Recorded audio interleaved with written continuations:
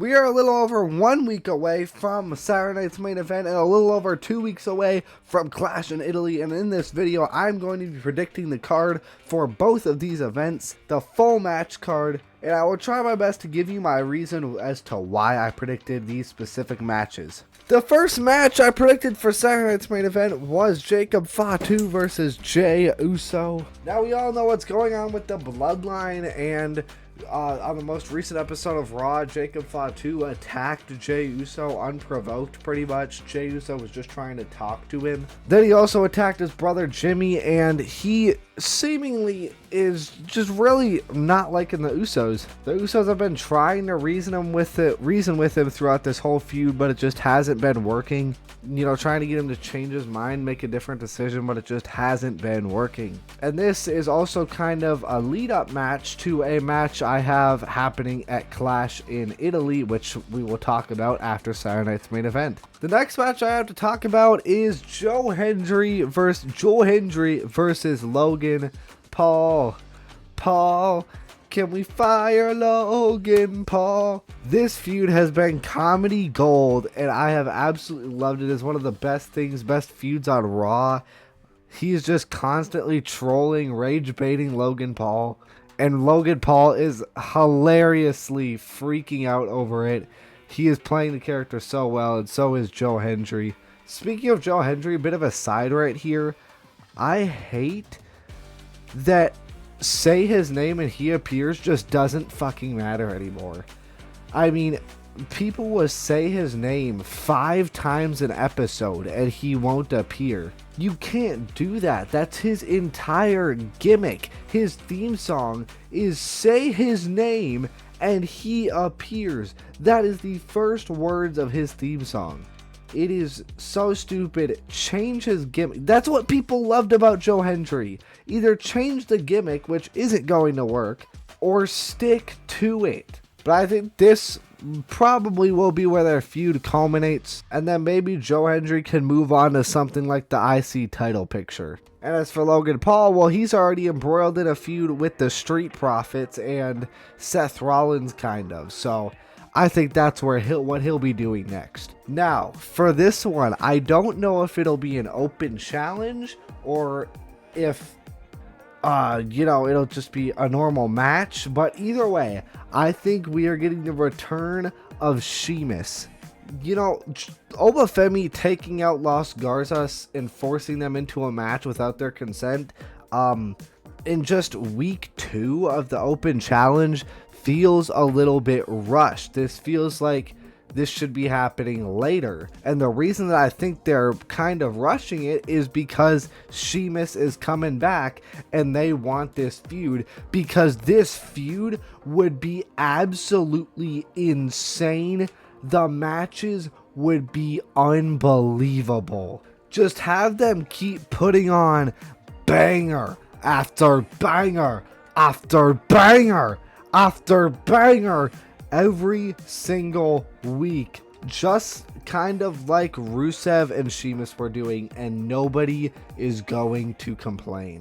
The next match I have to talk about is a Women's United States Championship match between Kiana James and not Julia. Kiana James and the champion Tiffany Stratton. They are currently already in a feud.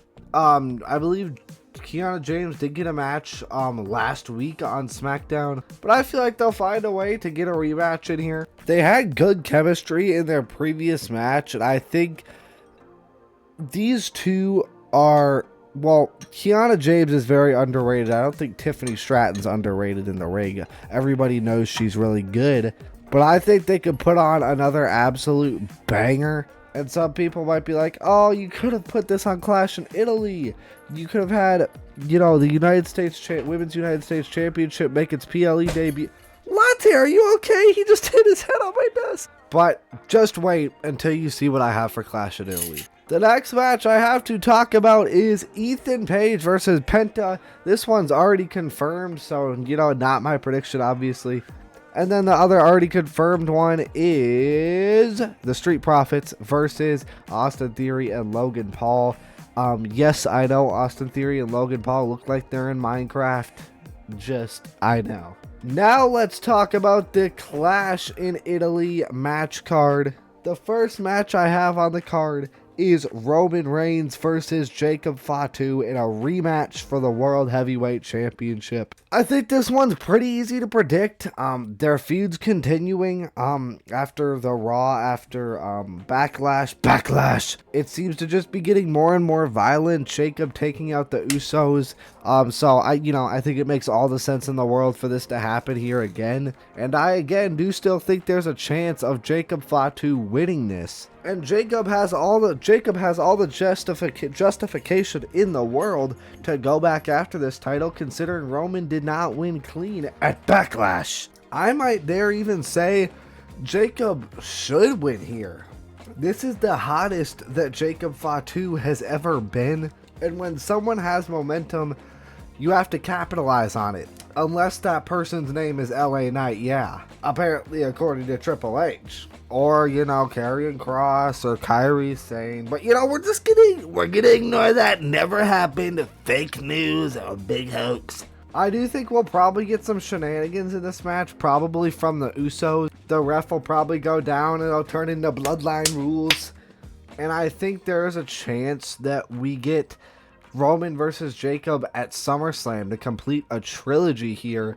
The only unfortunate part about that, for me, at least in my opinion, is that Roman's entire title reign would have just been about Jacob Fatu. However, if it ends up creating a brand new star in Jacob Fatu, like Super Ultra Mega Star, I guess it wouldn't be all that bad. The next match I have to talk about is basically already confirmed. Cody Rhodes versus Gunther for the undisputed WWE Championship. Still doesn't make any sense why this match is happening. I guess the career killer is over. And these are honestly my two least favorite wrestlers. So I don't know what I'm going to do for this match. I'm going to root for a tie.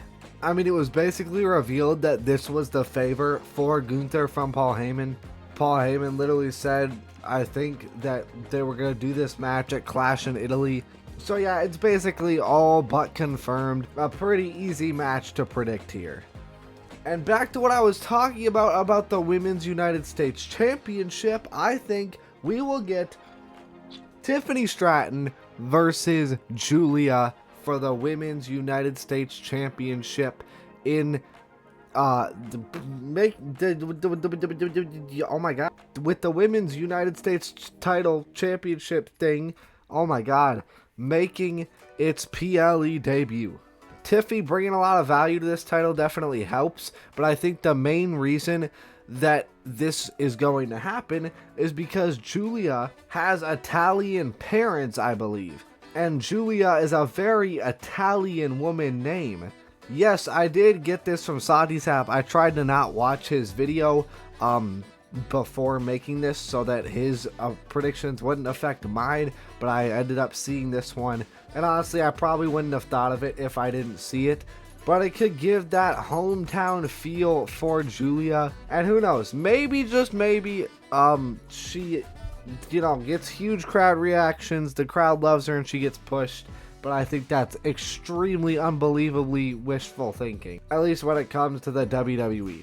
But the next match I have predicted for Clash in Paris is a fatal four-way for the Intercontinental Championship between Rusev, Ethan Page, Javon Evans, and Penta.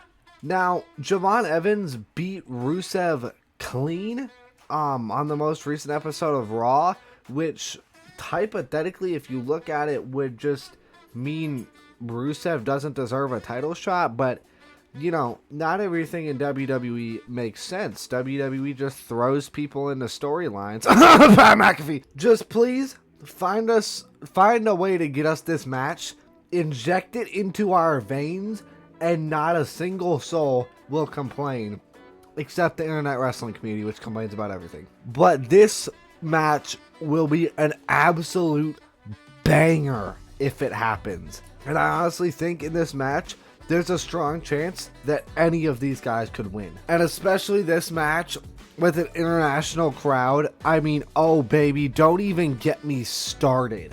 This match would turn the planet Earth inside out and create a black hole. The next match I have predicted is Seth Rollins teaming up with the Street Profits, going up against Minecraft Vision and Braun Breaker. He's in the Vision. I don't know why I said and.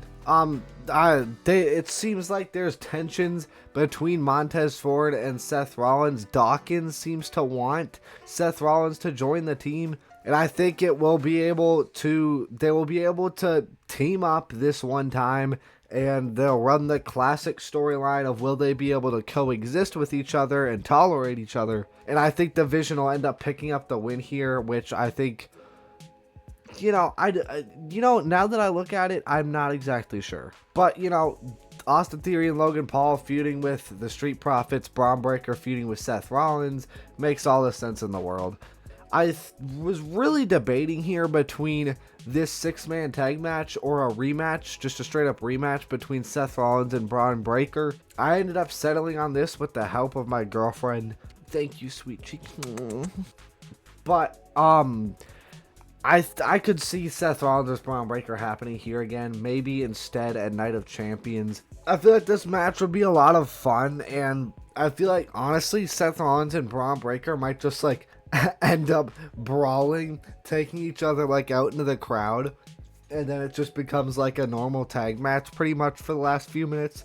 Definitely don't be having Braun Breaker or Seth Rollins take a pin here, though.